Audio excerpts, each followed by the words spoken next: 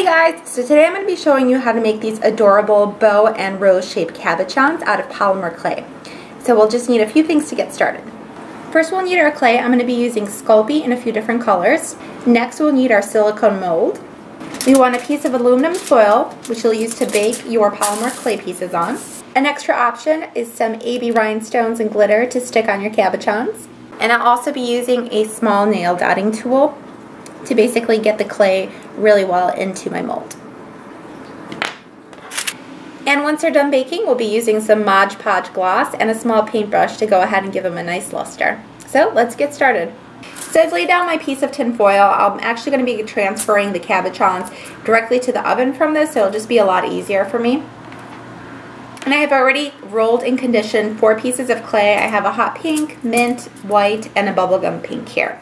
So what I'm going to do is I'm going to go ahead and get my mold out.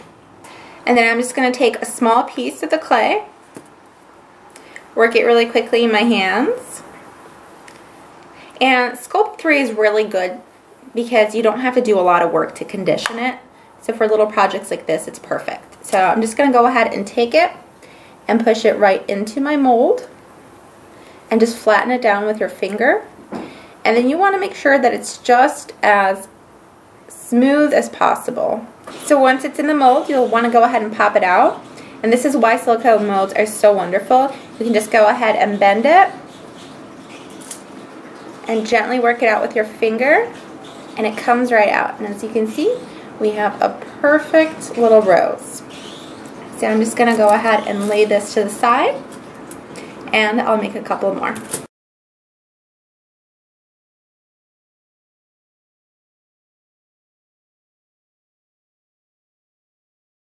So to make the bow shape, what I'm going to do is roll out 2 pieces of one color, and then I'm just going to go ahead and stick this into the mold on each side of the bow. So essentially it kind of looks like this. And just go ahead and push it into the form.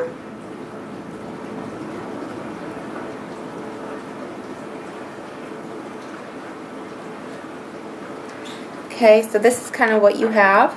Now what you can do is just make this bow all one color. I like to make the middle a different color, so what I'm going to do is I'm going to take my dotting tool, and then I'm just going to go in and push back the excess clay and just pull it out of the middle.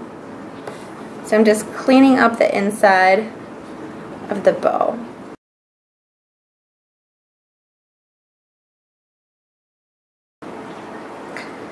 Okay, so basically what I've done, I created a small little cavity on the very inside of the bow, and now I'm going to go in with another color and fill it in. So I will be using a little bit of white. And I'm going to go ahead and wash my hands now, because whenever we work with different colors, we just want to make sure that we don't blend them together. So I'll be right back. Okay, so now that my hands are clean, I'm going to take a small tiny little chunk of the white color, and I'm just going to go ahead and roll it into like a very small, almost like sausage-like shape, like so. And then I'm just going to take it and pop it right into the center of this mold. I'm going to squish it down. Okay. And then I'm just going to go ahead and push back on it. And if it doesn't come out right away, just twist your mold around and push on all the sides. And it will pop out for you, and it looks just like this. So what I'm going to do now is I'm going to go ahead and clean it up a little bit with my dotting tool. So as you can see, there's a little bit of extra clay right over here, so I'm just going to push down on it and just make everything look a little bit more uniform. Okay, so all I'm doing is I'm taking my dotting tool, and I'm going to be using the very edge of it right here, and I'm just rolling it along the sides of the bow, and this will just smooth out all those rough edges. This is my bow. Go ahead and make a couple more here.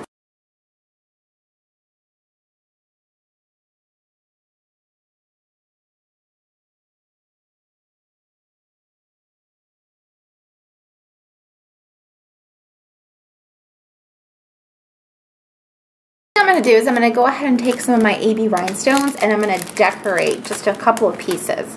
So I'm going to get one of my little flowers out, and using my tool I'm just going to go ahead and dab a small little hole in the center. I'm not going all the way through, I'm just creating a spot for my jewel to rest in. I'm going to take one of these little AB stones and then I'm going to stick it right into the spot there. And it's okay to go ahead and bake these because we're baking them on a low temperature, so it's not going to affect the stone whatsoever. Okay, so I went ahead and I placed them inside of my toaster oven. I have them on a little baking pan. So I'm just going to go ahead and close this up. And then for the temperature, I want to have it at just a tad above 250. Usually it's about like 270, 275 I keep them on. And I'm only going to bake them for 5 minutes. So I'm just going to turn this knob for 5 minutes. So I just went ahead and got these out of the oven. I let them cool off for about 5-10 minutes. So now they are nice and cool to the touch. And as you can see, they are hardened.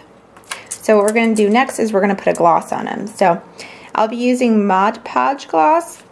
I'm just going to go ahead, take a little bit, and squirt it on. Okay, so I'm going to go in with my brush and just get a little bit of the Mod Podge on there. And then I'm just going to lightly brush it all over my cabochon.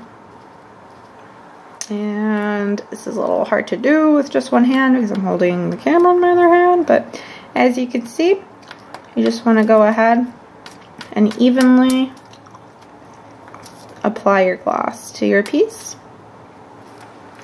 And you don't want to put too much on. You also want to make sure that you don't have any air bubbles. If you see air bubbles, just go ahead and slowly brush over to just remove them, because otherwise it'll dry like that and you'll end up with kind of like a gunky piece. So